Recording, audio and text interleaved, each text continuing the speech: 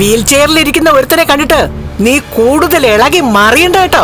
ആ വീൽ ചെയറിലിരിക്കുന്ന ആളെ കണ്ടിട്ട് തന്നെയാ ഞാനിപ്പോ അന്തസ്സായിട്ട് ജീവിക്കുന്നത്. നന്നായി നടക്കുകയും കാലും കൈയും ചലിപ്പിക്കുന്ന ഒരു രണ്ടാനച്ഛനേക്കാളും 1000 അല്ല 10,000 മടങ്ങ് നല്ലവനാ എന്റെ കണ്ണേട്ടൻ. ആ മനുഷ്യന്റെ വലുപ്പം എന്താന്ന് നിങ്ങൾക്ക് ആർക്കും തിരിച്ചറിയാൻ പറ്റുന്നില്ല. ആ മനുഷ്യന് വേണ്ടി ഞാൻ പ്രാണം കളയും. എന്തുകൊണ്ടാണെന്നോ? നിങ്ങളെല്ലാവരും തെറ്റിദ്ധാരണ പരത്താൻ ശ്രമിച്ചല്ലോ ഞങ്ങളെ തമ്മിൽ വേർപിരിക്കാൻ.